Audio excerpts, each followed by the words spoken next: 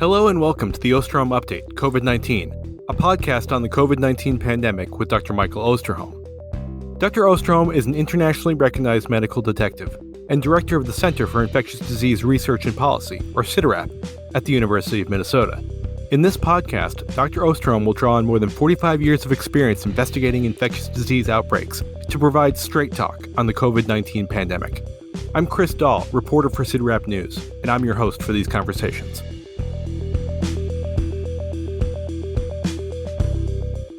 Welcome back, everyone, to another episode of the Osterholm Update podcast. With COVID-19 cases declining in the United States and around the world, there's an increasing focus on how we move beyond the acute phase of the pandemic. While the World Health Organization recently said COVID-19 continues to constitute a public health emergency of international concern, the agency also said the pandemic is likely in a transition point to a new phase. Last week, the Biden administration announced it would end the public health and national emergencies for COVID-19 on May 11th. And as we discussed in our last episode, the FDA's Vaccine Advisory Committee has begun a series of conversations about a possible shift to annual COVID shots. Is that simply an acknowledgement by public health and government officials that the public is done with the pandemic? Or are we truly in a new phase? That's what we're going to be discussing on this February 9th episode of the podcast, as we assess the state of the COVID-19 pandemic in the US and around the world. We'll also discuss what came out of the recent Vaccine Advisory Committee meeting on COVID vaccines and what comes next, continue a conversation on COVID deaths, look at a paper on the mechanisms of long COVID, and address a recent article on the threat of bird flu. We'll also share a beautiful place from one of our listeners.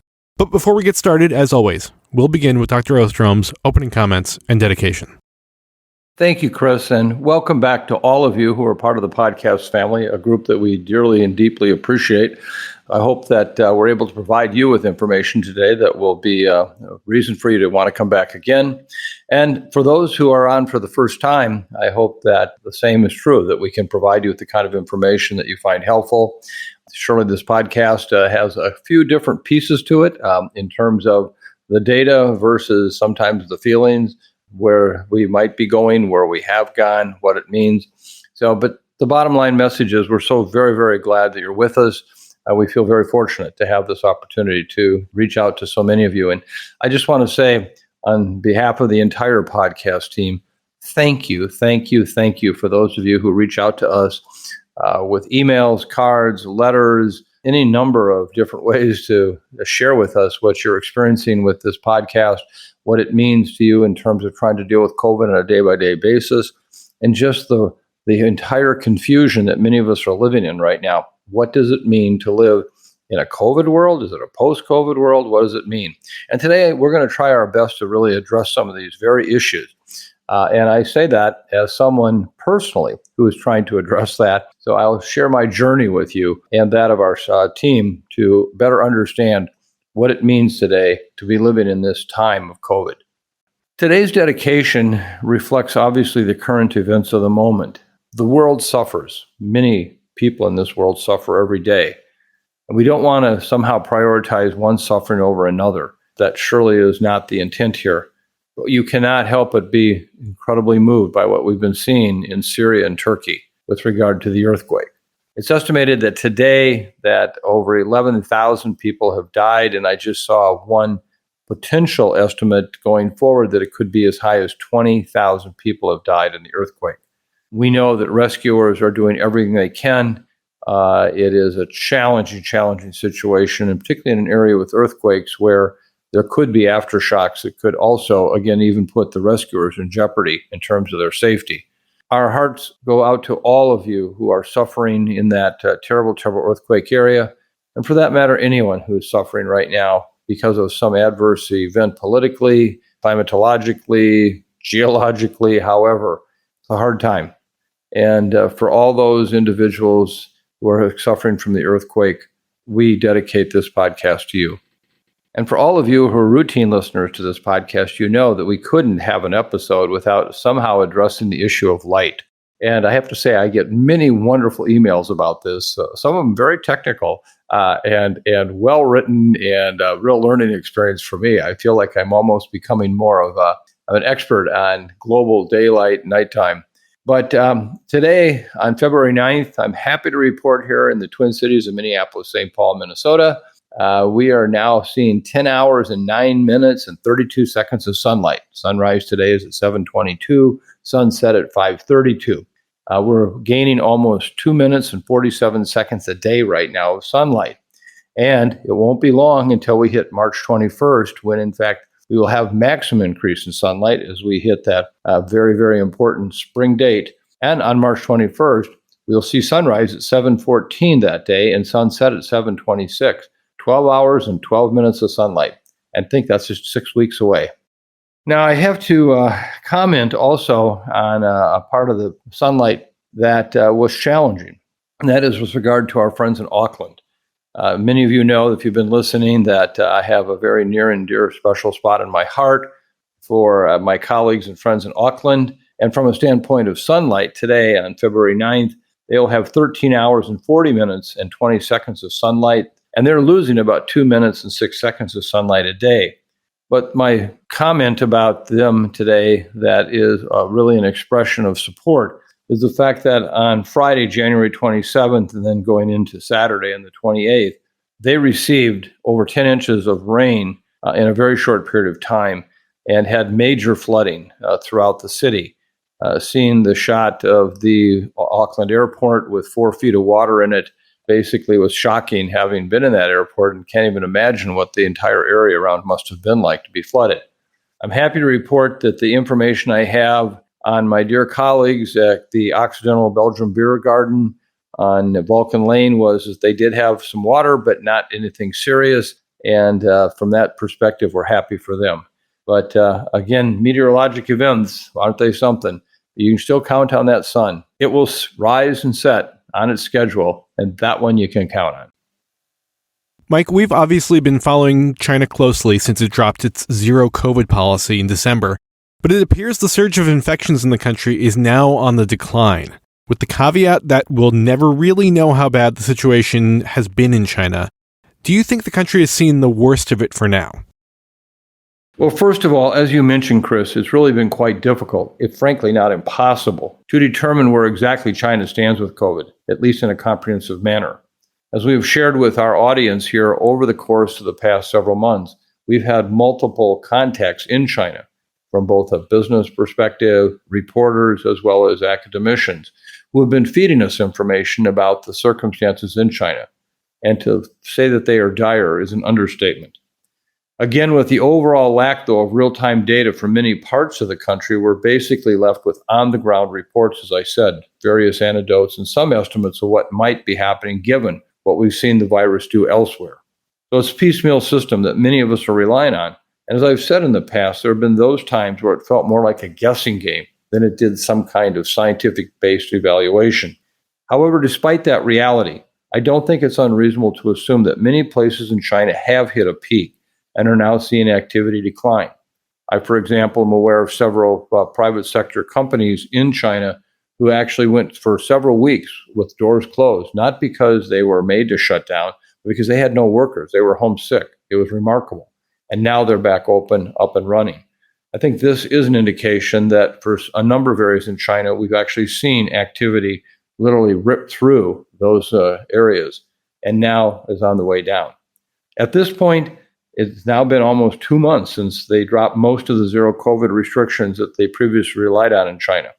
And basically, with such an extremely infectious version of the virus in Omicron and letting it loose in such a large, highly susceptible population meant there was simply unprecedented transmission. We have not seen this kind of transmission at any time in the pandemic in anywhere in the world, except in China. They were a tinderbox waiting for someone to throw a match. So given those conditions, I think it could have easily burned through different parts of China quite rapidly. And as the Chinese report the number of cases dropping in many regions, I think that's probably true. In fact, we saw a similar situation play out last year in Hong Kong when they experienced a record-breaking Omicron wave, with activity bubbling up for a bit before suddenly spiking straight up and then reaching a peak almost a month later. Now, obviously, comparing a city such as Hong Kong with an entire country, in this case China, isn't exactly apples to apples, but at the very least, it's something we've seen before.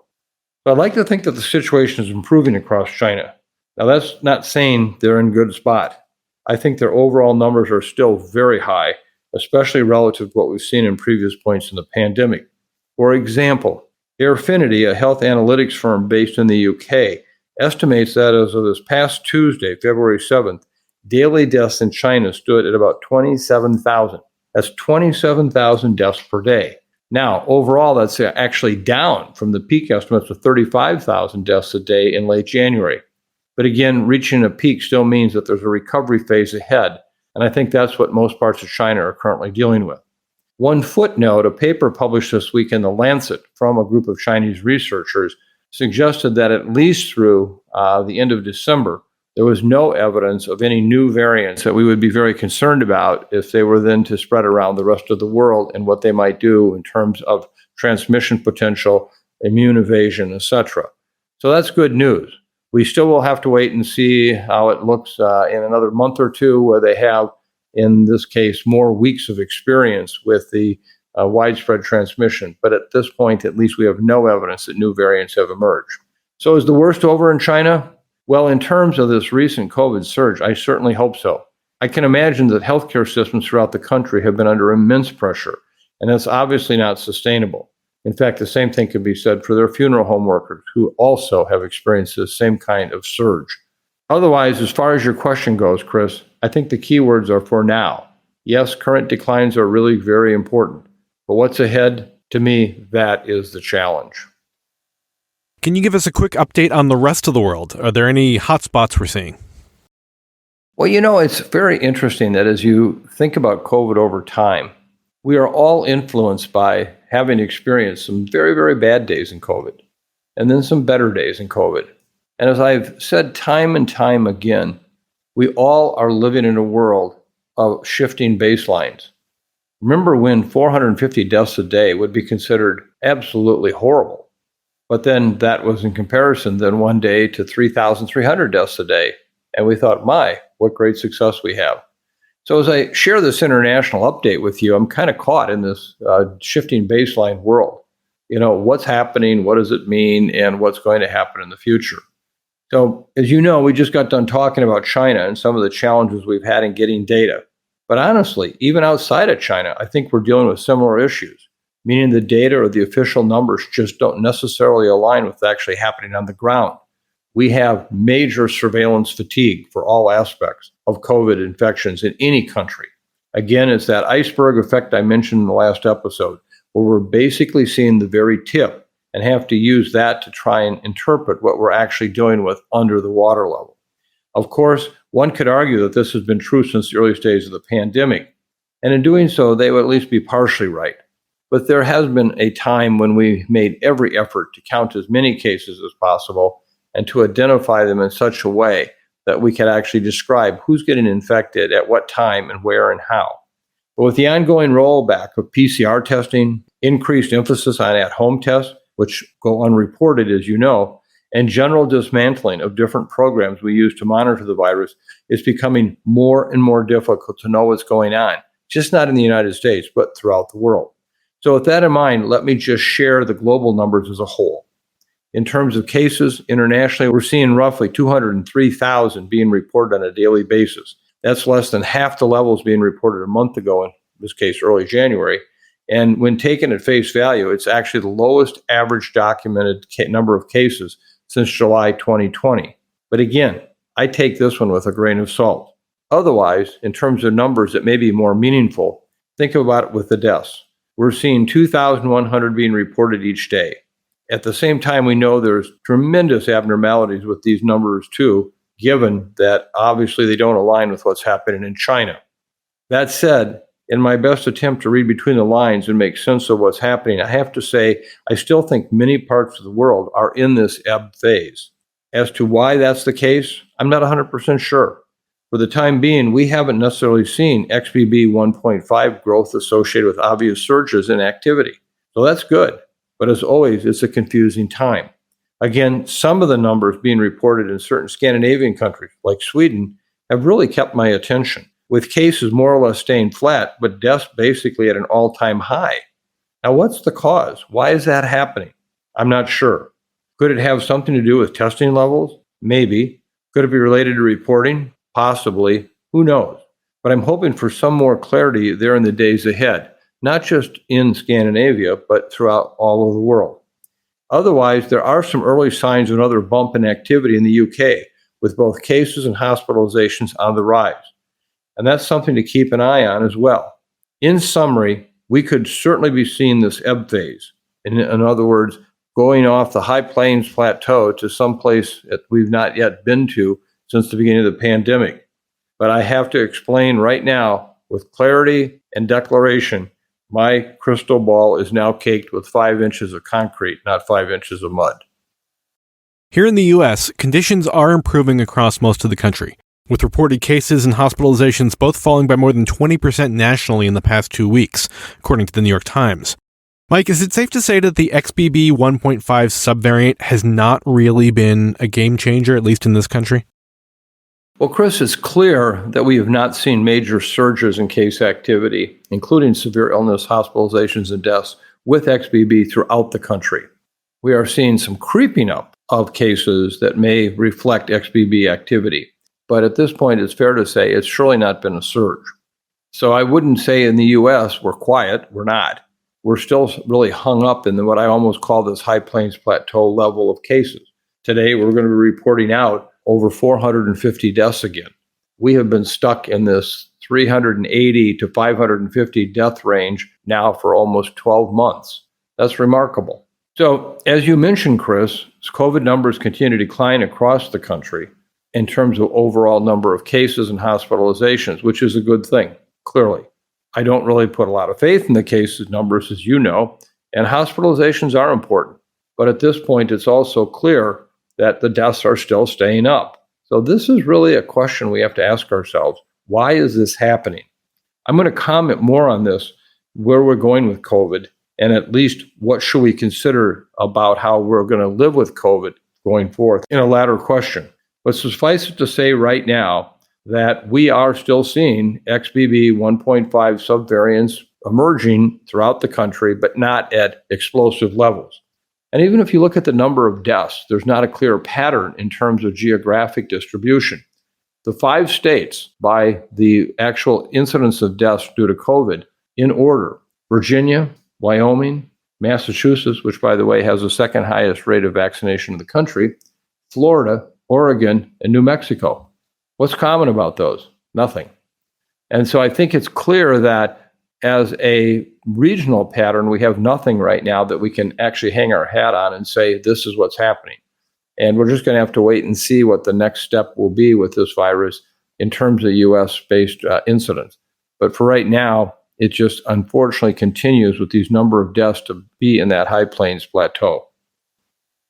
On our last episode, we previewed the meeting of the FDA's Vaccines and Related Biological Products Advisory Committee, so I wanted to follow up on that. The news out of that meeting was that VRBPAC recommended that going forward, the bivalent version of the COVID-19 vaccine should be used for the primary vaccine series and booster shots. But there was a lot of discussion and disagreement about a shift to annual COVID-19 vaccine shots and a regular system for gauging when vaccine composition changes are needed. So, Mike, this is an ongoing conversation, but what did you make of that meeting and this idea of trying to streamline when we get boosters? Well, it's fair to say that we right now are in a period of uncertainty and discovery. What I mean by that is we're all trying to figure out how to best use the vaccines that we currently have. What can we do to protect the most number of people? So let me just start out by saying I applaud the FDA for approaching this issue. And also, let me be very clear, I am not a disinterested party here. As someone who's almost 70 years of age, who's now been 6 months that he got his initial bivalent booster dose, I want another one now. I don't want to wait until next October. And I base that on the best science that I know in terms of protection against severe illness, hospitalizations, and deaths. So what is behind this current effort by the FDA to incorporate COVID vaccination into seasonal flu schedules? And I can see what they want to do. They want to try to normalize how we use this vaccine on a routine schedule so people don't feel confused. But we're not there. In order to actually use the vaccine in conjunction with flu vaccination, has to assume that there is a seasonality to this disease. And in fact, there's not. The reason we vaccinate when we do and how we do for influenza, we can pretty well predict that between end of November, early December to the early part of March is when flu season is likely to occur. Now, this year we surely had a very early season compared to the last 20 years. But generally speaking, we can time the vaccine to be given within weeks, no more than a few months before the season is upon us. Why is that important? Because we know with influenza vaccine, you may lose up to 15% of the protection of that vaccine each month following its injection in you. And you don't want to be caught short because it was 6 or 8 or 10 months ago that you got vaccinated. So just think that's why we can do seasonal flu vaccine, is because we can predict with some certainty what will happen. Well, now, if you look at what's happened with COVID and you look at surges and hospitalizations, rather than just cases, to minimize the potential impacts that testing availability had in these trends, we've seen multiple times a year in various months: April 2020, July 2020, January 2021, September 2021, January 2022, July 2022, and now January 2023, where we've actually seen increases in hospitalization, suggesting some kind of a surge. If you look at the idea of seasonality from just the standpoint of a northern to southern hemisphere issue, which of course should be the telltale indication that this is seasonal, I've been following closely the epidemiology of COVID in New South Wales in Australia, Melbourne and Sydney, for the last 12 weeks. And it's virtually been identical to the epidemiology of COVID in the northeastern part of the United States. Is that seasonality? No, I don't think so. So the challenge we have to ask ourselves is, do I want to get a COVID booster dose, say, for example, in October, maybe even as early as September, and actually not have the next surge occur until April or May of the following year? So to me, that's not going to work. Now, I don't have great options here, so I have to be somewhat timid about my comments because I wish I did. I would like to be in a position, based on everything I know about the vaccine, to get a bivalent dose or whatever vaccines we're going to use twice a year. I think the data do support the fact that with the waning immunity you get with at least the neutralizing antibody, that once every 6 months would be a real benefit. Now, I know that does not take into account the T-cell immunity, which may actually still be very, very important and not be dependent on being vaccinated more often. So will a 2-dose schedule be something that might be reality? I don't think so. I think that people will find this far too confusing to, when do I get it? How do I get it every 6 months? But I think the biology tells us that's what we should be doing. On the other hand, I also recognize it's hard enough to get people in for one booster dose right now. Only 40% of those who are 65 and older have gotten a booster dose, which we know can provide incredible protection against serious illness, hospitalizations, and deaths. Why have we had such a problem getting that other 60% to get their bivalent vaccine dose? So now if I'm adding in 2 doses a year, at some irregular interval in terms of what your healthcare might be, meaning it's not like a fall flu vaccine visit type thing, what's going to happen? I don't know. But I think what we have to do is just be honest with the public. Don't try to make this into a seasonal disease when it's not that yet. Maybe it will get to be one day. Maybe one day this will just look like influenza, but it's not there yet. And we just need to tell the public we don't know. We have to tell the public, maybe you would like 2 doses a year. And I know many people on this podcast listening are like me. They want their second dose because it's been 6 months or more. So I think at this point, I hope that the FDA is hearing this, that they're realizing they just can't go ahead and make this a seasonal vaccine approach just because they want to, in terms of trying to minimize confusion with other vaccines like flu. But right now, if I wanted to get my maximum protection, I do believe I should get a dose every 6 months. On our last episode, we also discussed a recent Washington Post article that suggested COVID deaths are being overcounted in the U.S. Since then, the CDC's chief medical officer has written a response in the Post titled, "COVID deaths are not being overcounted." Mike, is there anything you wanted to add to this conversation? Well, I can say that I have personally looked into this issue extensively and have really tried to understand how deaths are counted, whether that occurs at the local level by the physician who signs a death certificate, how state health departments collect that information and move it on, how it's reviewed in terms of looking at causality versus just association. I think, again, the examples we used last time was, if you're in an automobile accident and you die from that, but you also happen to be COVID positive at the time, that's not COVID. But I thought that the response that Dr. Deborah Horry provided to the Washington Post, and as you noted, she is the chief medical officer of the CDC, was very thoughtful. And it really does lay out that accurate, transparent, and accessible data is critical to understanding any illness, notably COVID, and that more than 1 million people have died from it, and how that definition of died from it was actually arrived at. So I'm very confident and comfortable with this. Now, I think that there are additional questions that come up because, in fact, in articles that have appeared recently in the New York Times, questioning why do we see all these excess deaths that occur that have been actually labeled excess deaths that tend to occur around the time that the COVID surges occur, meaning they're not attributed to COVID, but yet they appear at the same time that the big surges occur. And in a future podcast, we'll address that. But I think for now, suffice it to say, despite conspiracy theories, despite people believing that somehow the books are being cooked for whatever reason, they're not. And what we must never forget, and this is a part of this podcast that I hope everyone listening never forgets, these numbers are actually real people. They're our fathers and our mothers, our grandparents, our brothers and our sisters, our colleagues. These are real people. And every time I deal with all these quote unquote numbers, I always am very uncomfortable with the fact that we sometimes gloss over that there are actually real people behind each one of these. Mike, as you know, many of our listeners remain very concerned about long COVID. There's a paper that came out in late January in Nature Communications titled Long COVID, Major Findings, Mechanisms, and Recommendations. What did you learn from this paper, and what can you tell our listeners about it?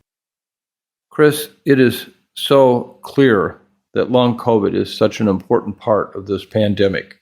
Just from the cards, the letters, the emails that we get from people who are suffering miserably with long COVID. We hear you. We understand this is real, that this is a real challenge for you. And frankly, it's my greatest fear because I have my full doses of vaccines on board that I can get. I have access to Paxlovid. My biggest concern is not dying at 70 years of age. It's getting long COVID. And to me, that is something I know many people who listen to this podcast either are experiencing right now or they're concerned that they might experience it. So let me just say that this paper that you referred to, actually authored by Hannah Davis as the first author, but the senior author was my dear friend and colleague, Eric Topol, who I believe is one of the most brilliant minds in the entire pandemic response. You might say I'm biased up front. I put that out there. But this is really an excellent review on long COVID. And we have linked it to the website. So you'll be able to go back and pull that off and read it yourself. Some cases a little bit technical for some of you who are not medically trained, but I think you'll get a good sense of it. For listeners who are interested in this topic, I absolutely urge you to read this. It's incredibly detailed and it has a lot of good references where you can dig even deeper into the evidence. For the sake of time, I can't review everything that was covered in the paper, but I think there are three major takeaways I think we can highlight. One is that long COVID is complex, variable in individuals, and impacts multiple body systems. Second is that long COVID shares some similarities with other post-viral conditions. There's a great deal we can learn from findings in that space. Finally, we need to take long COVID patients seriously. And when you read this paper, you can come away understanding just how significant the illnesses are among these individuals. The paper, based on a series of other studies, have estimated there are at least 65 million individuals who have experiencing or are currently experiencing long COVID. At this point, researchers have identified more than 200 symptoms associated with long COVID that impact a wide variety of body systems, including the immune, circulatory, neurological, respiratory, gastrointestinal, and reproductive organs. That's an amazing array. For a deeper dive on some of the cardiac complications associated with long COVID, we did cover an article in Nature Medicine in episode 118 of our podcast back in November 2022 entitled, A Time to Be Thankful but Alert. However, Having cardiac complications does not rule out involvement of the other organ systems. A smaller study with this review found that up to 59% of the study participants of long COVID patients had evidence of single organ damage, while 27% displayed multi-organ damage, including kidney, spleen, lungs, pancreas, and liver. When you compare across body systems, the timeline for symptoms is variable. On average, neurological symptoms tend to have later onset, weeks to months after infection, and persist longer compared to other symptoms. In contrast, respiratory and gastrointestinal symptoms are more likely to begin with acute infection and then resolve more quickly. My second major takeaway from this review is that there is a great deal we can learn about long COVID when considering the other viral onset illnesses. Long COVID is not the only condition that appears after infection with other pathogens. Other examples include myalgic encephalitis, ME, chronic fatigue syndrome, CFS, and postural orthostatic tachycardia syndrome, or POTS. Each of these conditions result in significant impairment, is incredibly variable by the individual, and can involve multiple organ systems. There are numerous physiologic similarities between these syndromes, and long COVID include mitochondrial dysfunction, neuroinflammation, and altered fatty acid metabolism.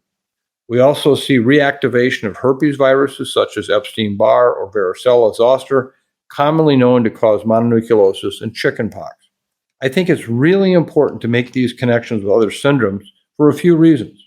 One is that we may be able to harmonize research efforts regarding neuroimmune illnesses, why they occur, and how to diagnose and treat them. Breakthroughs in understanding long COVID could be critical for patients long suffering with these other conditions. Another reason to consider these conditions alongside long COVID is that they share symptoms and may be able to share therapies.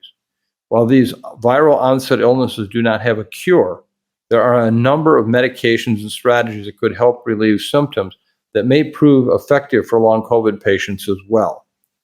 Finally, I think this article emphasized the reality of long COVID and the need to take these patients seriously. Unfortunately, another similarity of long COVID with conditions like CFS and POTS is that patients can be brushed aside or told it's all in your head. One study included in the review noted that 80% of patients with POTS receive a diagnosis for a psychological condition before receiving a POTS diagnosis. Only 37% continue to meet criteria for the psychological diagnoses once they have received the POTS diagnosis. This demonstrates that patients seeking help who are fatigued, worried, experiencing pain, like some of you listening to this podcast aren't always receiving the type of care and attention that you need to get to the root cause of this issue. This review clearly demonstrates that long COVID involves very real changes to the body that can be seen with laboratory and imaging studies. However, the variability in each patient's manifestation of illness makes it very difficult to provide strict diagnostic criteria that applies for everyone. Moving forward, I'm hoping to see additional research shine on diagnostics and therapies to better identify and treat long COVID. And certainly my greatest desire is to see a reduction in circulating virus so that fewer and fewer people end up experiencing COVID infection and long COVID in the first place. Even if you haven't had long COVID, again, I urge you to take a look at this paper. I think it is a very, very important piece in the entire COVID pandemic, and it's one that is addressing a very critical and largely unmet need issue, long COVID. Because of the concern about long COVID, some of our listeners were puzzled by a comment you made on Meet the Press recently, and have asked for some clarification. You said to Meet the Press host Chuck Todd, "My goal is to see everyone get COVID twice a year in this country, but have it be nothing more than a common cold-like illness. That would really be a victory." Mike, what did you mean by that? Well, I have to admit that did elicit a fair number of responses to that comment. So I want to go into some depth here. And again, this addresses really the whole issue of how we should be talking about or looking at the pandemic. Well, first of all, let's be really clear. This virus is not going to go away. It is going to be interacting with humans forever. What we have to look at is what happens between us and the virus over time. And so what I was commenting on, my dream, is that we see less and less severe illness over time, and even to the point of wouldn't it be wonderful if one day years off, this evolves into a virus that causes nothing more than the common cold. And that while everyone may get it twice a year, it doesn't result in serious illness, hospitalizations, and deaths, and long COVID is not a part of it. Now, that would be an ideal goal, but that is something that is not going to happen in my lifetime. So what I was trying to get at is that means in the meantime, we have to figure out how we're going to live with this virus.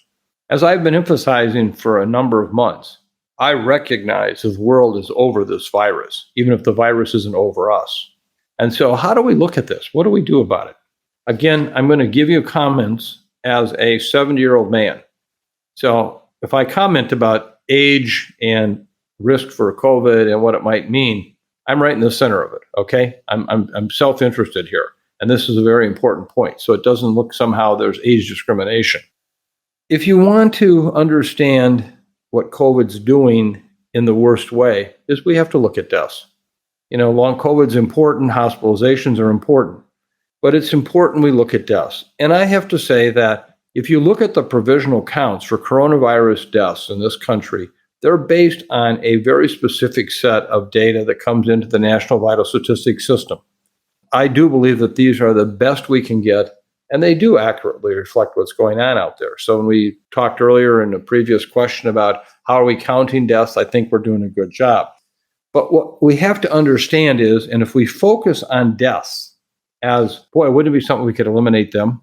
And then wouldn't it be something that we could add on by eliminating most hospitalizations? Boy, wouldn't that be something? What if we could actually eliminate the fact that we ever get long COVID, or we could eliminate the fact that we even get that seriously ill? Each one of those is kind of a step towards the ideal. But if you look at what's happened with COVID from 2020 to today, and this is as of February 1st, the data from the death certificates collected nationwide, about 10.8% of all the deaths since this pandemic began have been attributed to COVID. 10.8%, one out of every 10. Now that number has changed. In 2020, it made up 11.7% of all deaths.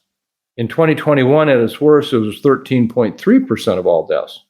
And now in 2022, it was 7.5. In 2023 so far, which the data are obviously very limited, it's 5.4%. So we have seen the number of deaths with COVID compared to the overall total deaths drop precipitously over time. I think that's a big drop to go from 13 to 5. At least for deaths, that's huge. And if you also look at the issue of deaths in terms of time, you can see that there is a big, big difference by when we saw surges. For example, if we look at 2020, in May of that year, when we were seeing in the United States these outbreaks occur in places like New York and Detroit and Chicago, etc., about 20% of all the deaths in the country were associated with COVID. And then if we look, numbers started roaring back in November and December in the earliest stages of Alpha. And there we saw the number of deaths rise to 17.6% in November of all deaths were with COVID. And by December, 26.7%. All deaths in this country were due to COVID.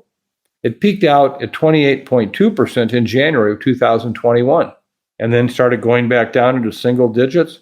And then along comes Delta.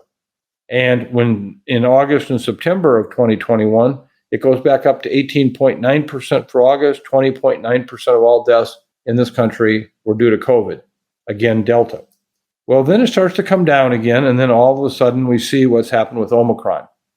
Omicron takes off, and in January of 2022, 22.2% of all deaths were due to COVID. So we've had these kind of peaks and valleys that have occurred. Now, however, we're really in a much more steady state. And if we look at the last 6 months, of which I want to share with you, we've been in single digits. And they haven't moved much. They haven't changed much. For example, if you look at the current number of deaths in the last 6 months, just the last 6 months, okay? We've had 2,577 deaths for those 49 years of age or younger. For those 50 and older, there have been 68,135. Let me repeat these two numbers. For 49 and under, in the last 6 months, 2,577 deaths. For those 50 and older, it's 68,135 deaths, for a total of 70,712 deaths in the last 6 months. 96.4% of all the deaths in the last 6 months have been in people 50 years of age and older. Only 3.6% have been in those 49 and younger. And yet, from a population standpoint, they make up a much larger size of the population.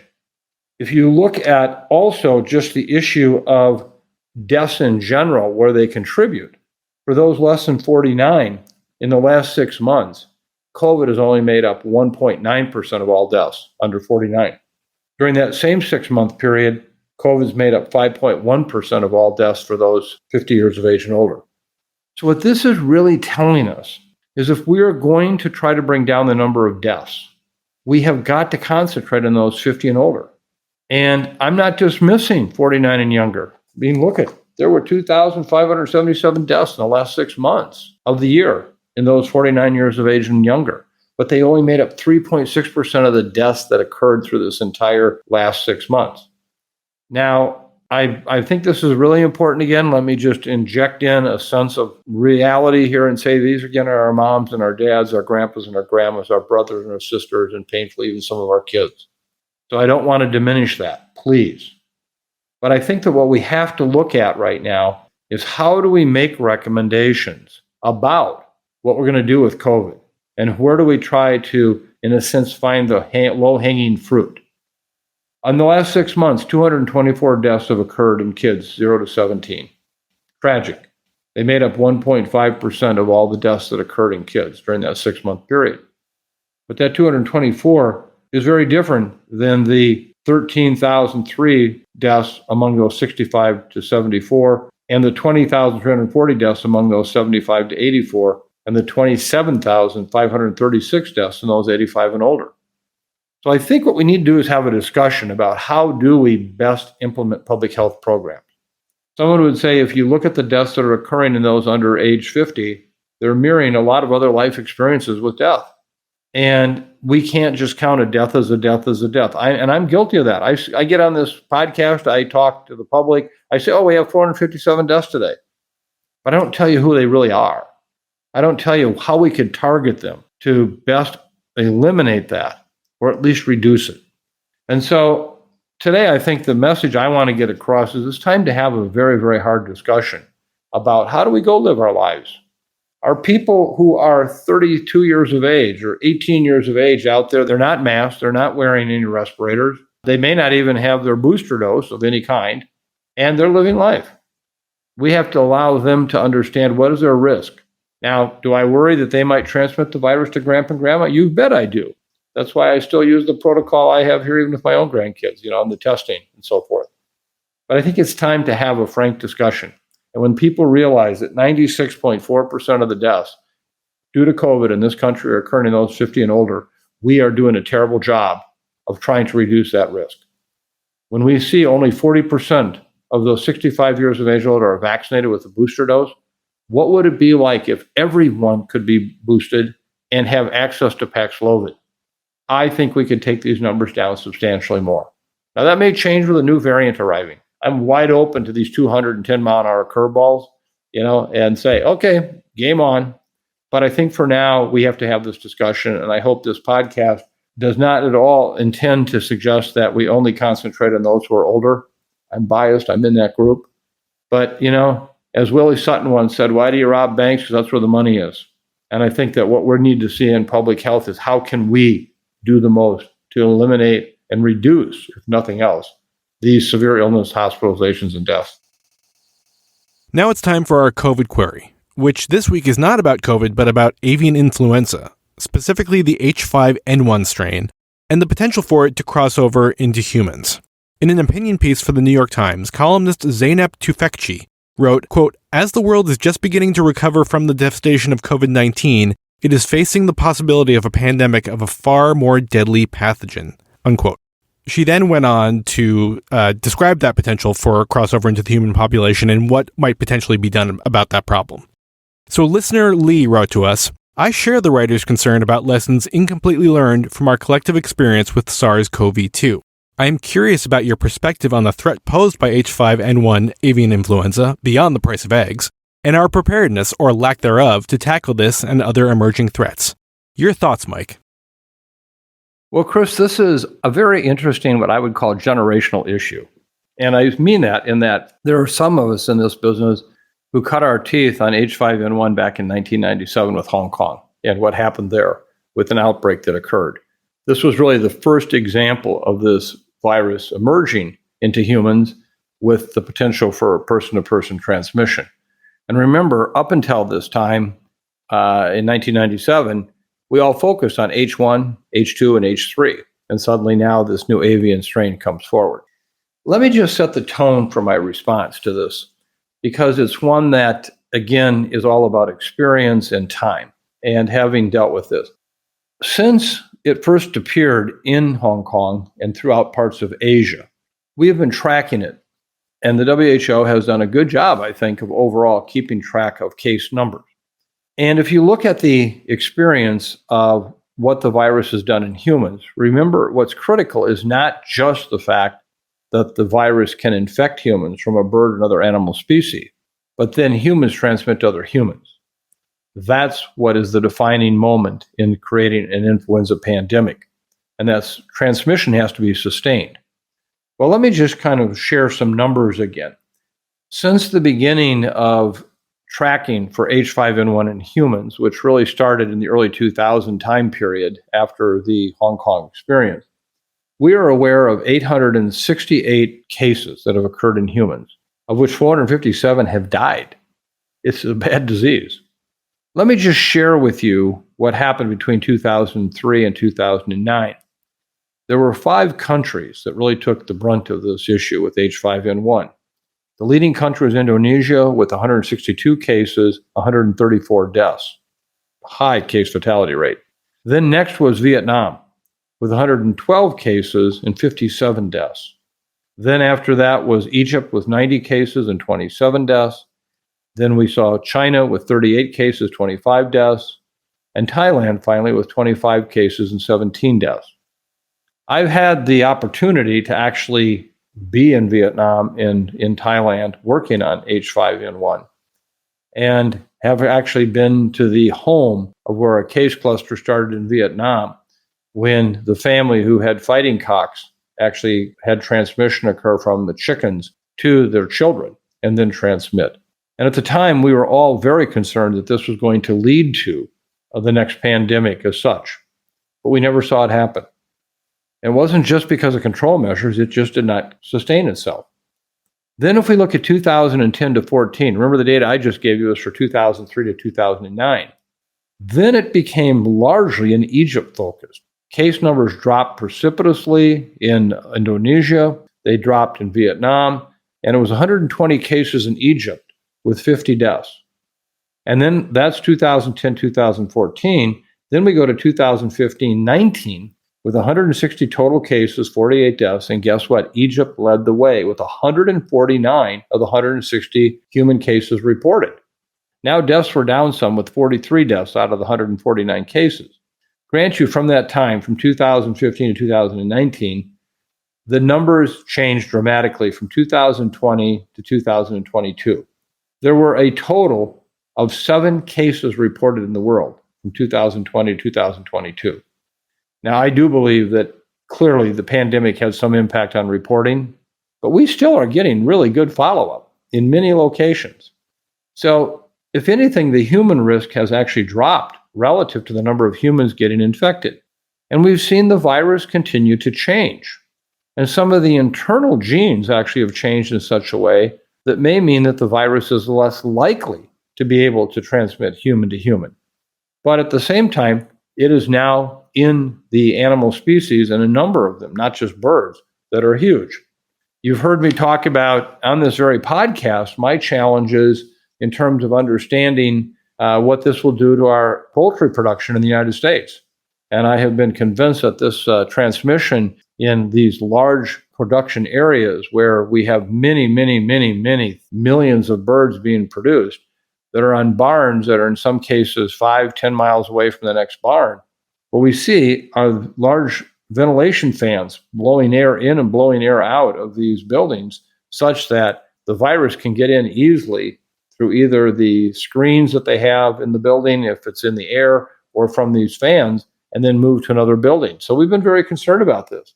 And yet, in both the 2015 large outbreak, where we lost 50 million birds here in the United States, and now this one in 2022-23, where we've lost over 58 million birds, there hasn't been a single documented case of infection that was actually tied to illness. We have one case this year in a worker from a prison who was helping to depopulate a barn, who upon sampling his nose with a swab was found to have H5N1 in his nose, but he had no symptoms.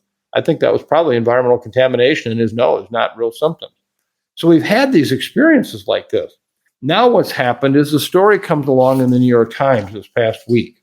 I think there's a lack of understanding of what has happened with H5N1 over time and what it means.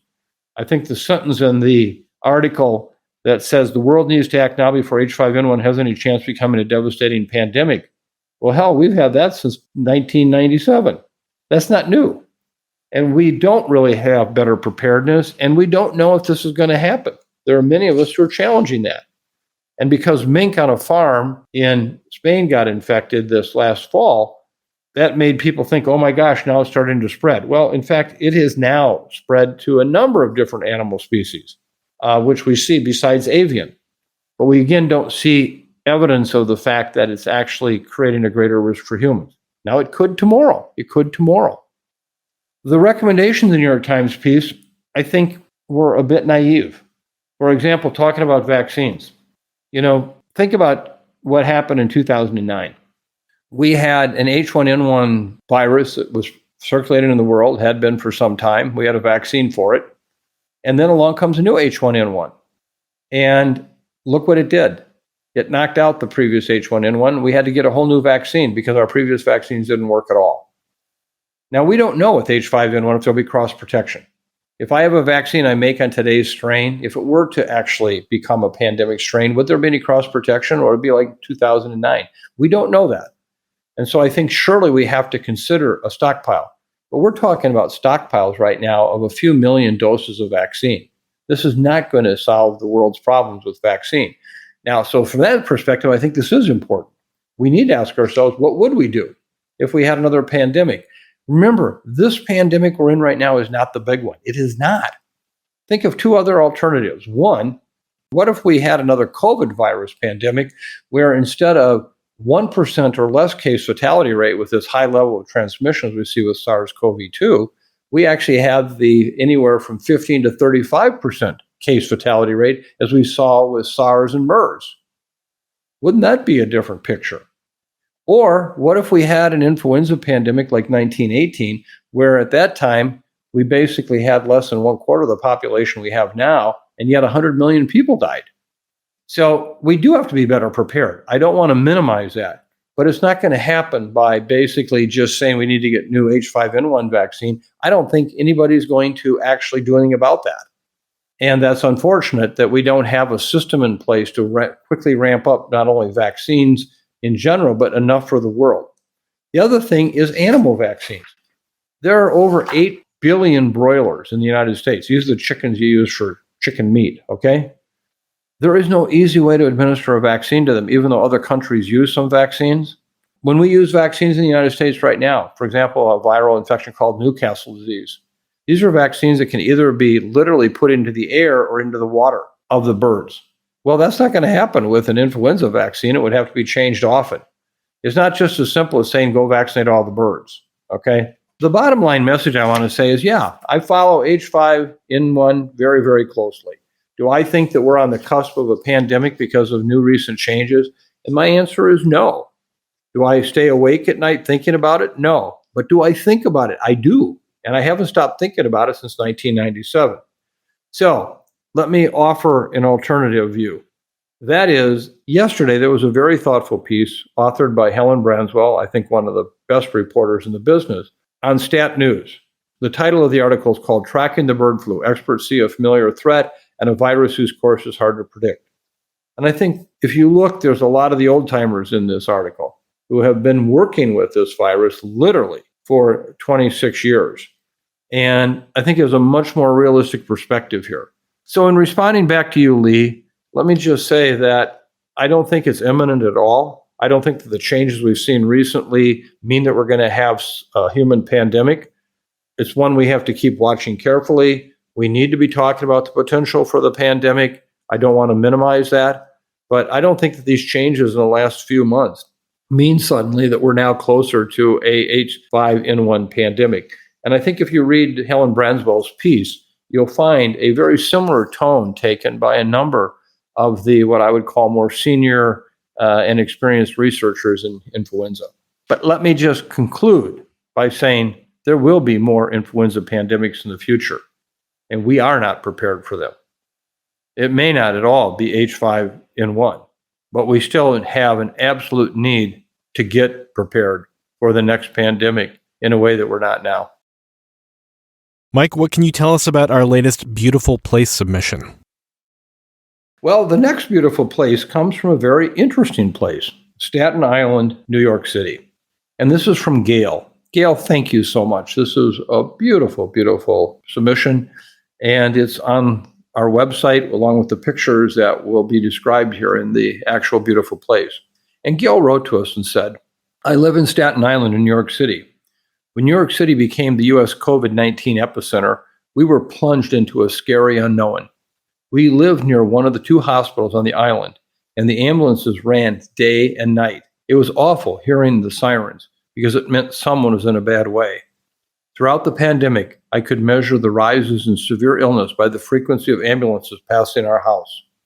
During these times, my refuge was the Snug Harbor Cultural Center here in Staten Island. Opened in 1833, Sailor's Snug Harbor was originally a home for retired merchant seamen. This complex, with its centerpiece of beautiful 19th century Greek Revival buildings, was saved and landmarked in the 1970s and is now part of a city-run art center. I'm an artist and have a studio in a former dormitory for the sailors. There are expansive lawns, large trees, ponds, fountains, gardens, a glass house. The past is present here. The buildings are grand but old. The wear is apparent.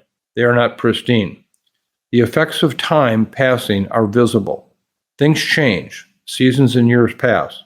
At the outset of the pandemic, our studio building was temporarily shut down, but the grounds were kept open. I started taking early morning walks there with my dog. I would think of the old sailors walking the same paths I now walked. Now, almost 200 years later, across time, their place of refuge was also mine. My snug harbor, my beautiful place.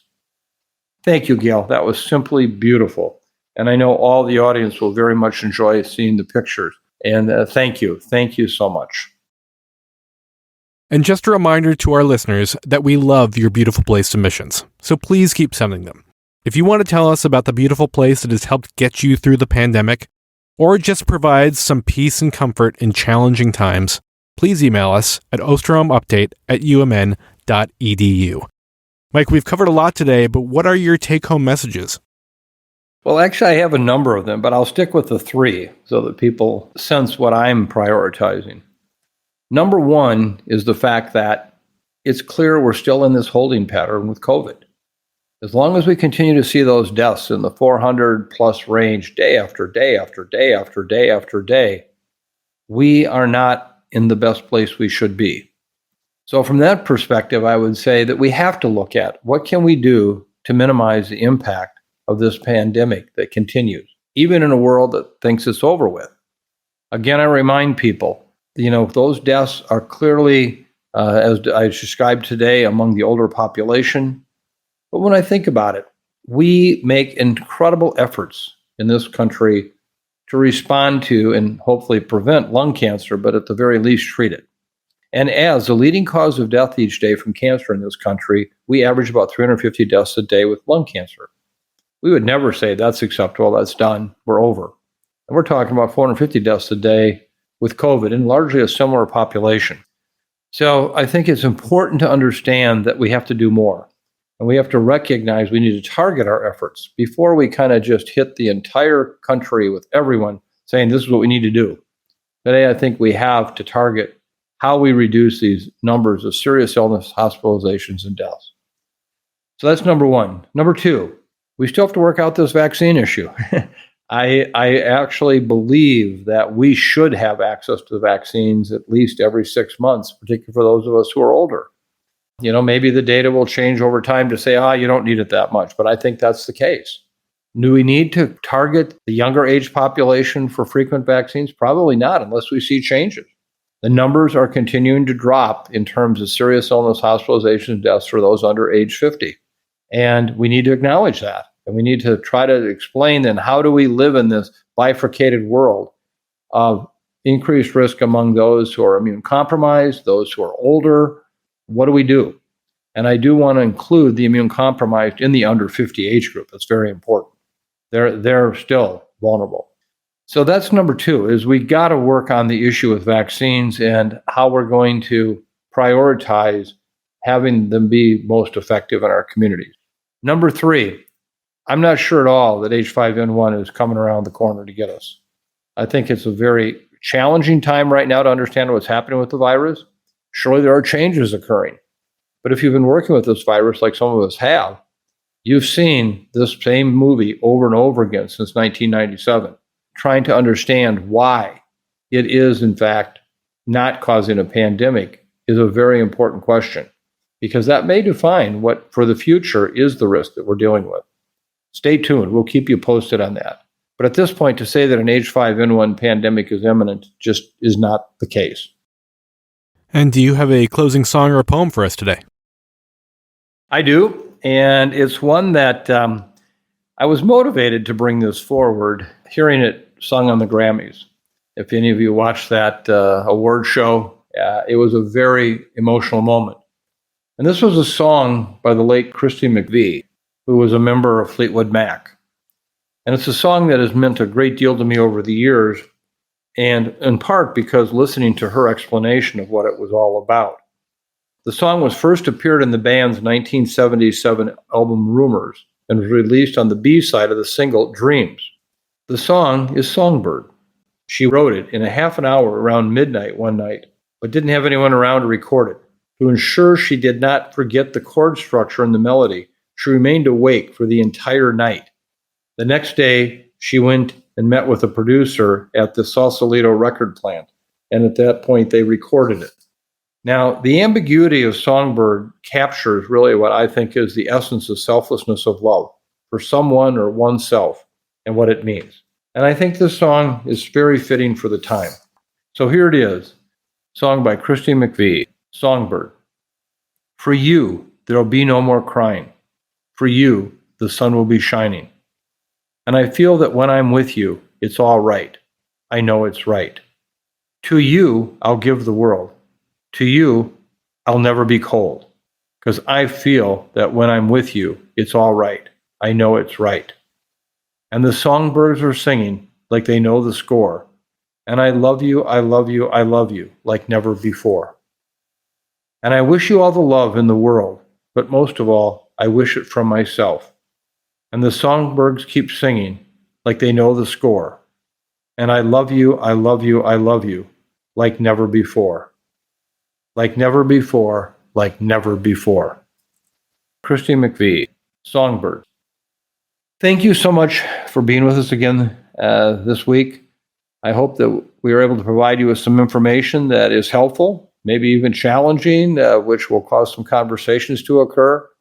We sincerely welcome your feedback. I appreciate it very, very much. And while we can't respond to each and every email or card or letter that we get, please note all of them are read and read by everyone. So this is really very important. So thank you so much. Remember, these are not all numbers. These are about people, real people. And in that regard, I just have to also remind us at this time, be kind. You know, it's one of those simple things to do sometimes, and yet we don't often do it when we could. Just look at the expression on someone's face who was not expecting a kind moment from anyone, and you provide that. Be kind. It's a wonderful feeling. So thank you very much. Be safe. Be kind.